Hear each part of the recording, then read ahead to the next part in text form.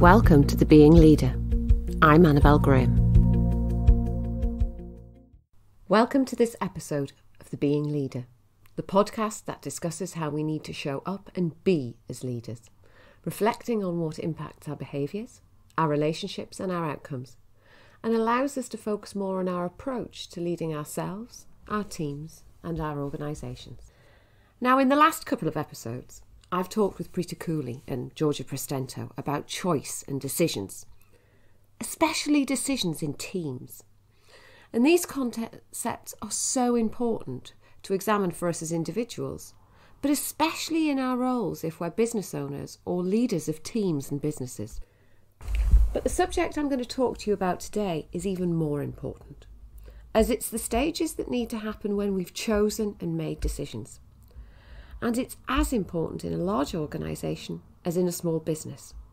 And that thing is creating strategic alignment. Now, if you're sitting there thinking, Annabelle, I'm a one-man band, I don't work in an organisation, this really isn't relevant to me, then I'd ask you to think again. I bet you have people you collaborate with. You know, suppliers who work for you, maybe in website design, social media, other freelancers. This applies to them. You may not employ them, but they work for your business. And in that sense, strategic alignment is more important than ever because there isn't a loyalty there, so you have to find a way to engage them.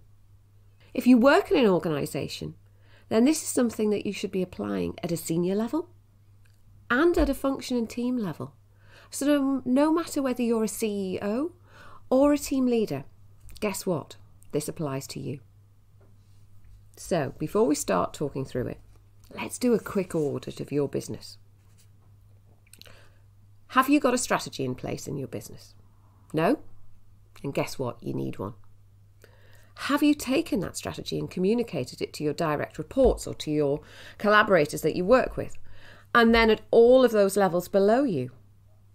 No? And why the hell not? Especially if you're running a business where you employ people. Your people are not mind readers. You need them going in the same direction as you. Then, have you aligned the department and team objectives and the personal development objectives of those direct reports back to the strategy so that it links in and delivers the business goal at their functional level? And then have your direct reports cascaded it down to the level below and aligned their personal objectives back to the functional strategy to make sure their departments deliver your corporate goal, and so on and so on. Have you answered yes to everything so far? Really? Honestly? Look, if you have, brilliant, that's great. You're one of the few organisations I work with who have done it and made it work, and that's fantastic. And if you have, then I suppose I can go and speak to Molly the cleaner, or Dan who's on reception, or Raj who's a new apprentice, or whoever in your business, and they'll be able to tell me all of this then, will they?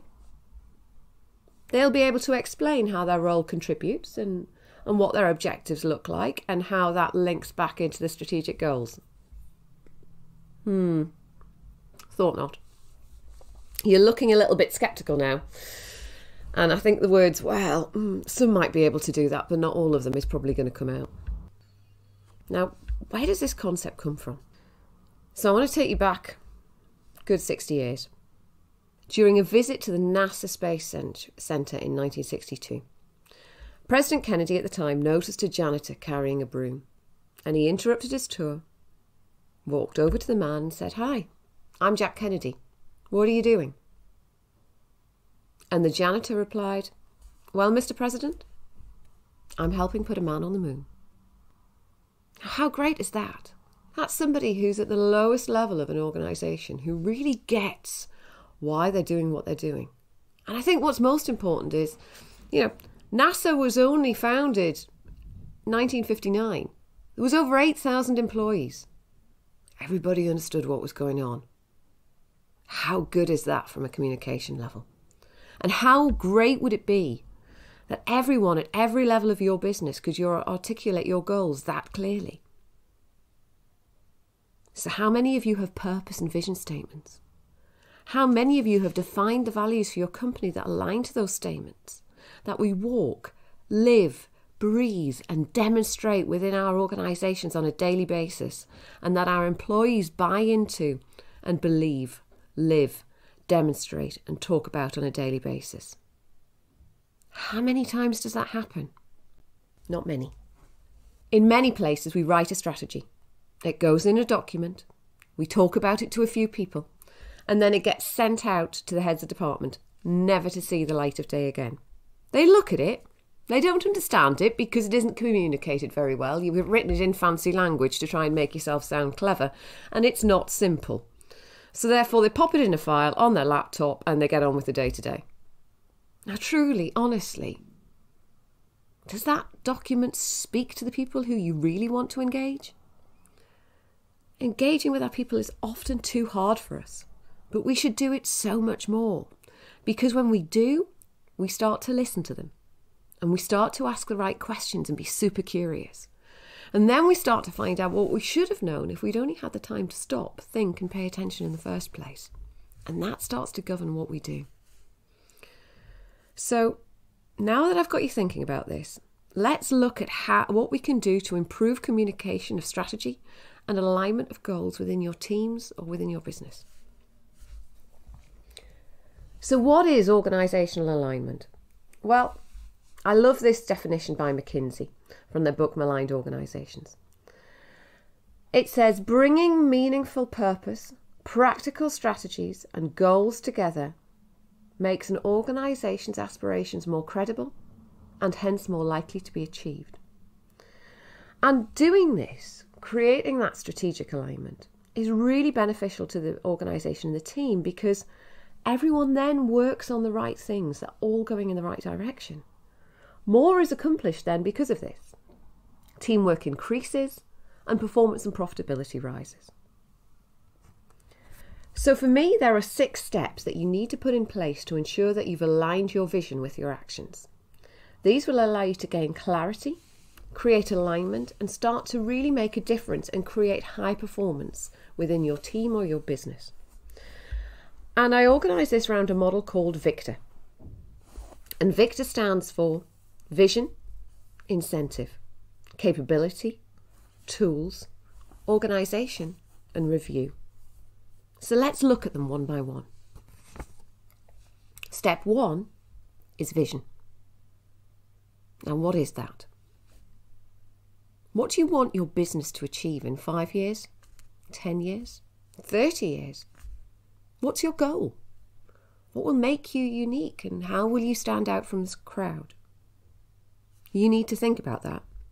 Hone this idea, test it, and get feedback on your vision. Ask your team if they understand it, and more to the point, if they agree with it. Because that last bit's important. Because if your team don't have the same vision as you, they won't drive it for you.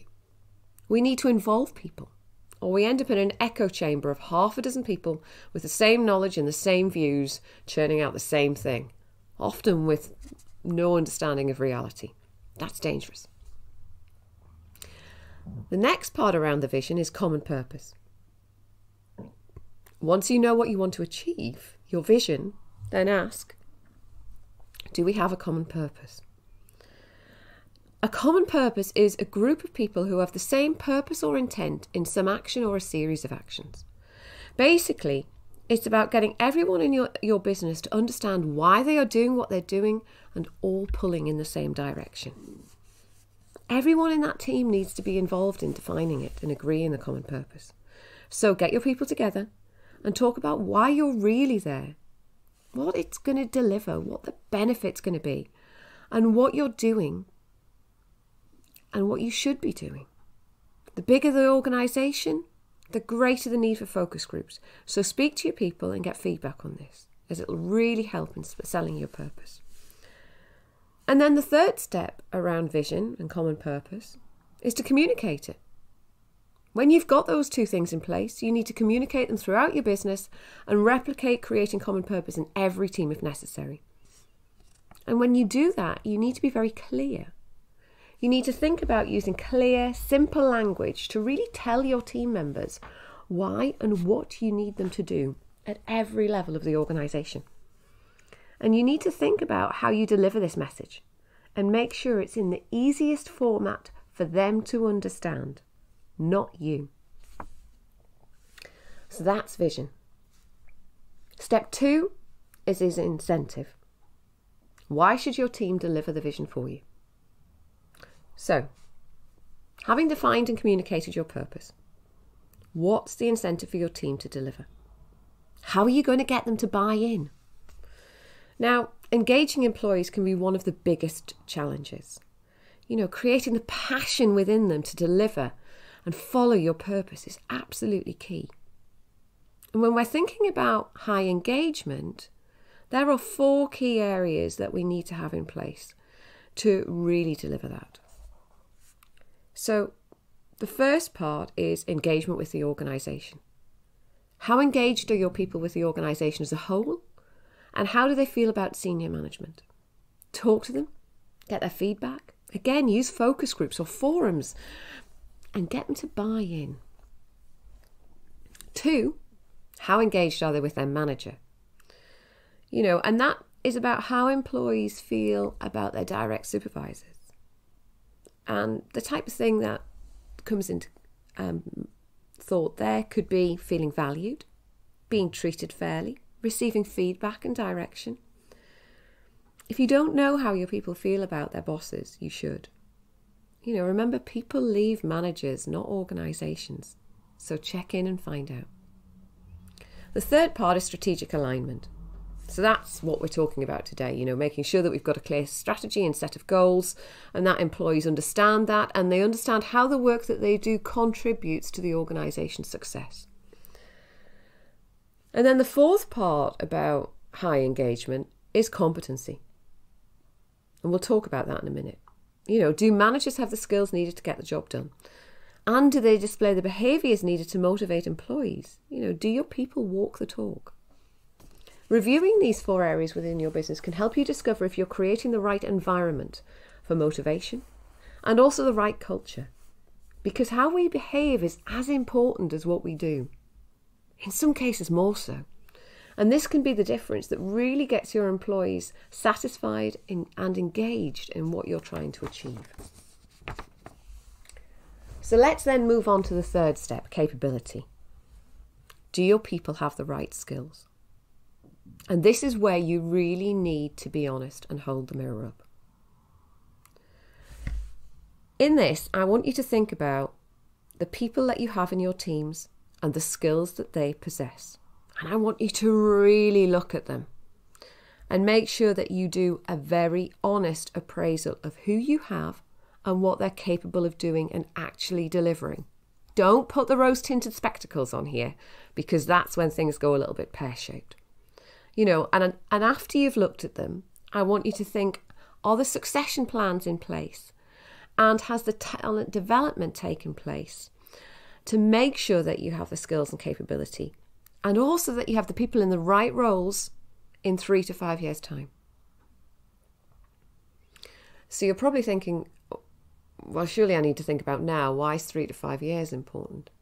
Well, absolutely, you do need to think about now. But if you're creating alignment and you're setting your vision and your strategies 3 to 5 years out, and you should be, then actually you also need to be thinking about who you need to enable that to be delivered. If you're just thinking 6 months out with your people, it's not far enough.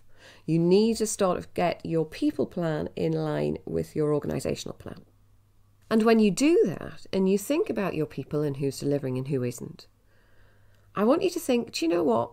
If you've got people who wind you up, who don't deliver, who are always the topic of conversation at the beginning of meetings with people moaning about them because they haven't done what they're supposed to do, why are you still employing them? Now, I know that sounds really vicious, but you need to have the right people on the bus. You need to have the right bus with the right people on it. They also need to be sitting in the right seat to get the job done. Because otherwise you may as well take the wheels off and push, because that's what it's going to feel like. So think about, who needs to go? Who do you need to engage? Who do you need to spend time with? Who do you need to develop because they've got raw talent but it needs to be honed? And who is going to drive your business and make it great? And who just doesn't care? Make sure that you've got people with the right skills. And if you haven't, think about, do you need to recruit someone or develop them to make sure they have the right skills? So we've looked at vision, we've looked at incentive, and we've looked at capability. The next thing also requires you to be honest, and that's tools. The things that you actually need to do to get the job done. So what do I mean by tools? Well, there are many, but here are a few obvious ones that often we don't get right. Time. So this could be making time for things to happen, being realistic with deadlines, or simply cancelling out the meetings that make absolutely no sense so people can get on with what you pay them to do. Sometimes this could mean you need to give your time. You need to work with your people. You need to stop ticking off the to-do list and be out there with your people, understanding their challenges, what support they need, and coaching them to succeed. Also, time may mean you need to prioritise more effectively.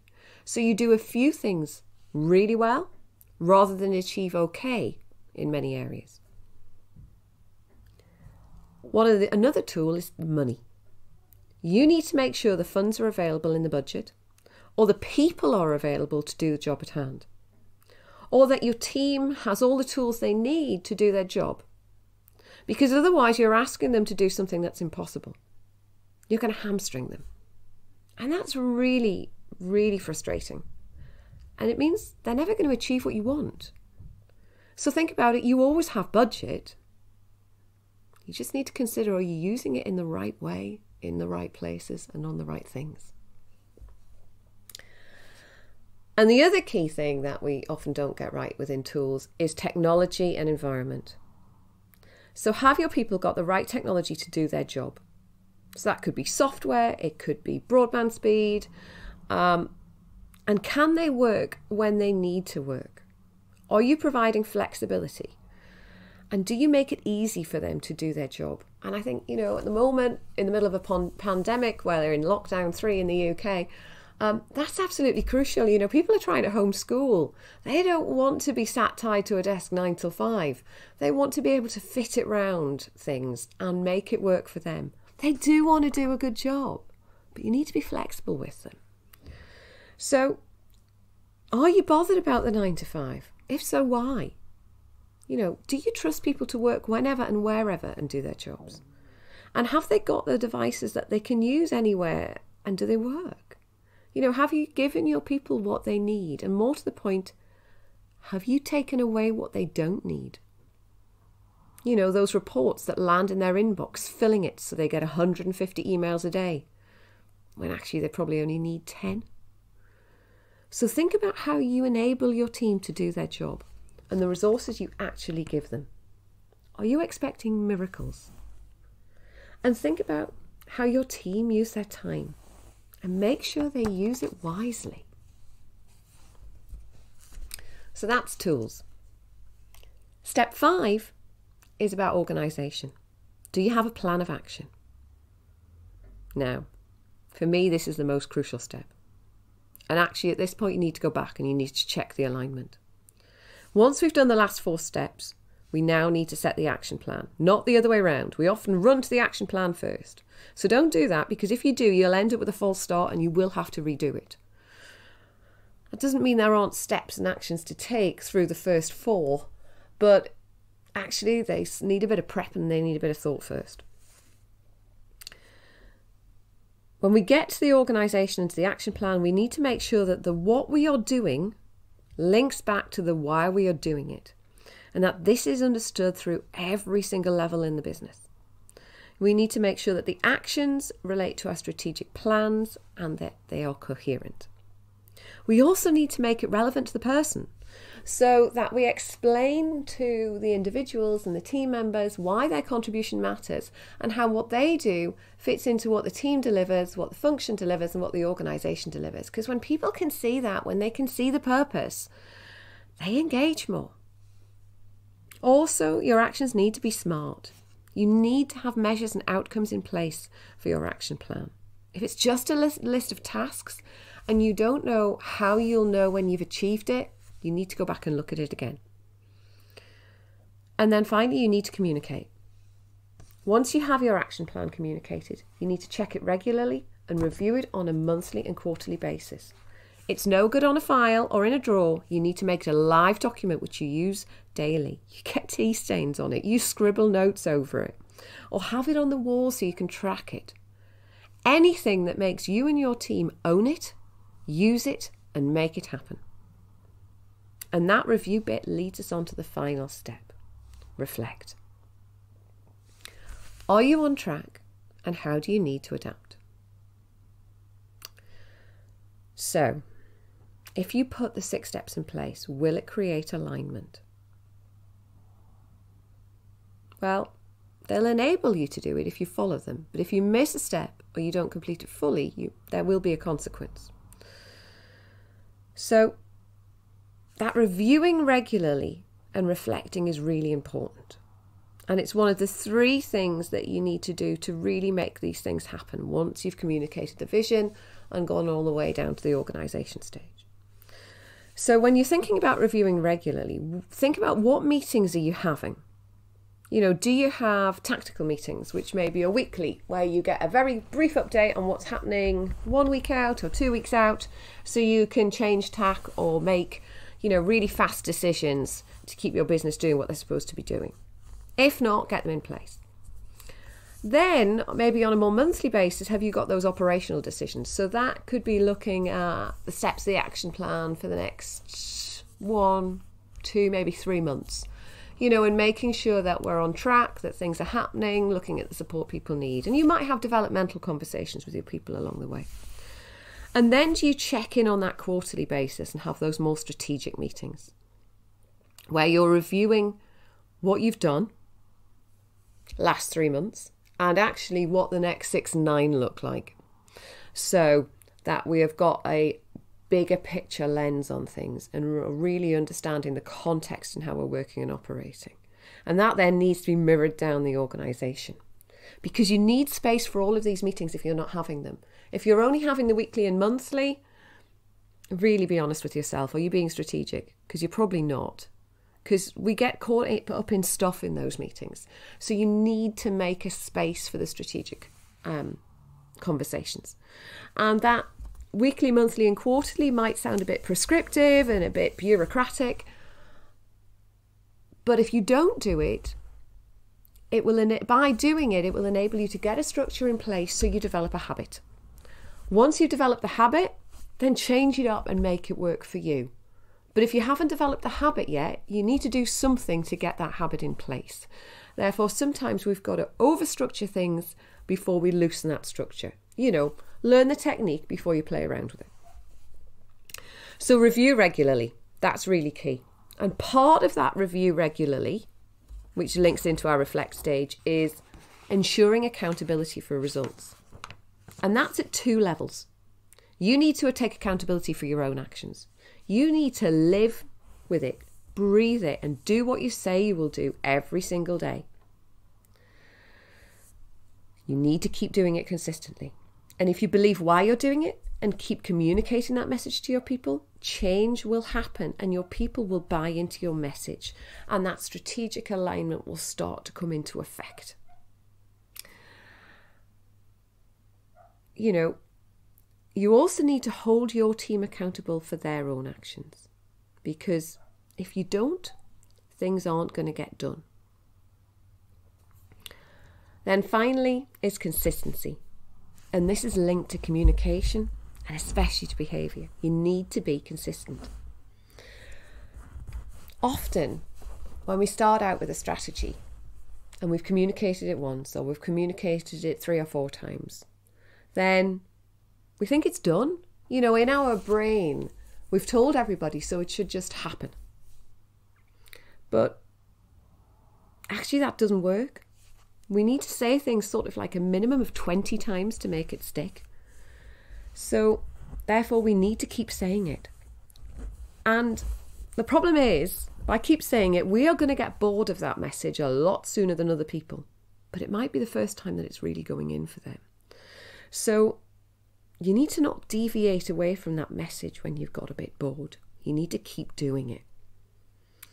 Creating alignment and achieving your goals isn't about saying something and then jumping on the next bandwagon. You can't keep changing things for the sake of it just because you're fed up.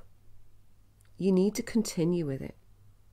Resilience is really important, and we have to keep doing what we said we were going to do and remain consistent and repeat that message and role model their behaviours over and over again. Now, admittedly, you need to adapt, especially if the environment changes, the environment in which you're operating in. If that changes, then adapt things. Remember Polaroid cameras? No? Well, that's exactly my point. If you fail to adapt, as they did, then they end up going bust.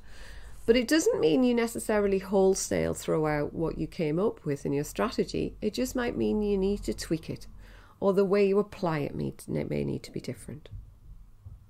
So, by being consistent, by repeating that message, by role modelling those behaviours again and again, that gets the message across. It builds trust, and ultimately it produces better outcomes. So that's it. That's creating strategic alignment. Victor.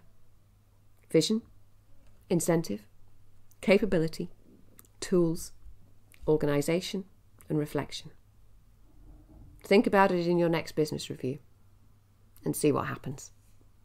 If you found this podcast useful, then by all means go back to the very beginning of a few of those episodes and check out the ones on vision and purpose, and that will give you a little bit of an understanding of some of the other things that you may need to do. Also, if you work with somebody and you might find it useful, then pass this link on to them, because it's only by people like you sharing it with people who you think will appreciate it does our listenership grow. Thanks for listening, and I hope that you found today useful. Thanks for listening to The Being Leader.